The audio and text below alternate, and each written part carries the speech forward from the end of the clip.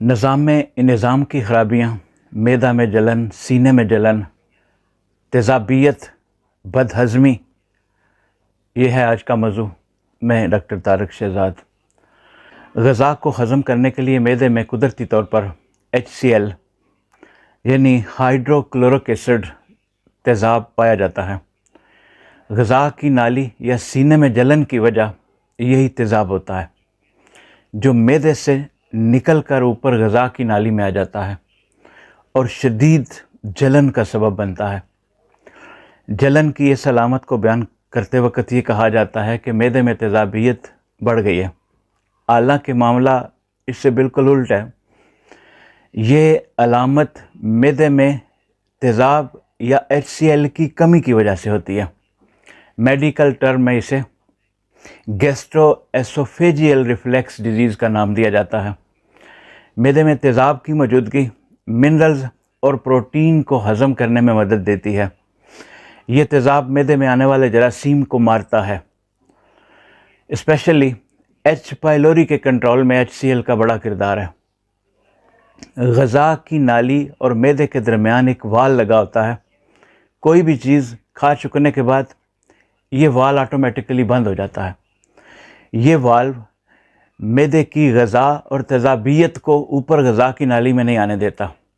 جس وقت معدے میں HCl کا لیول کم ہو جاتا ہے تو یہ والو بند نہیں ہو پاتا۔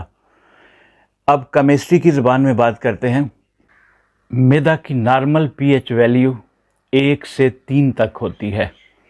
اگر pH ویلیو 1 سے 7 تک ہو تو اس معدے کی کنڈیشن کو اسٹک کہا جائے گا۔ اگر pH ویلیو 7 سے اوپر چلی جاتی ہے تو اس صورت میں معدہ الکلائن ہو گیا ہے۔ معدہ الکلائن ہونے کی وجہ سے اس وال کو بند نہیں کر پاتا۔ عمر بڑھنے کے ساتھ HCl لیول کم ہو جاتا ہے۔ اب اس کے حل کے لیے لوگ انٹاسڈ ٹیبلٹ شروع کر دیتے ہیں۔ اس سے وقتی طور پر مریض آرام محسوس کرتا ہے، لیکن اس کا مستقل استعمال معدہ میں شدید پیچیدگیوں کا سبب بن جاتا ہے۔ اسی HCl لیول کی کمی کی وجہ سے معدے میں گیس بننا شروع ہو جاتی ہے، پیٹ میں اپھارا کی سی کیفیت بن جاتی ہے۔ اس سے خوراک پراپر ہضم نہیں ہو پاتی اور کمزوری دن بدن بڑھتی جاتی ہے۔ H. pylori بیکٹیریا آپ کے معدے میں ان ایکٹیو فارم میں موجود ہوتا ہے۔ اس ایسڈ کے کم ہونے کی وجہ سے H. pylori ایکٹیو ہو جاتا ہے۔ یہ جراثیم معدے کی دیواروں کو نقصان پہنچانا شروع کر دیتا ہے اور ان میں زخم کر دیتا ہے۔ یہ زخم بہت تکلیف دیتے ہیں اور ان میں جلن ہونا شروع ہو جاتی ہے۔ کوئی چیز کھانے سے اگر وقتی طور پر اس تکلیف میں آرام آ جاتا ہے تو یہ یقینی علامت ہے کہ معدے میں السر ہے۔ ایسڈ لیول کی اس کمی کی وجہ سے معدے کی غذا کو ہضم کرنے کی صلاحیت کم ہو جاتی ہے اور وہ غذا سے غذائیت کو نہیں نکال سکتا اور پروٹین بغیر ہضم ہوئے جسم سے خارج ہو جاتی ہے۔ بد ہضمی، کمزوری، تھکاوٹ، پروٹین کی اس کمی کے باعث دماغ کے کام کرنے کی صلاحیت ڈسٹرب ہو جاتی ہے۔ معدے میں ایسڈ لیول کم ہونے کی وجہ سے منرل ایبزارپشن کم ہو جاتی ہے، مطلب نمکیات، سوڈیم، پوٹاشیم وغیرہ جسم میں جذب نہیں ہو پاتے۔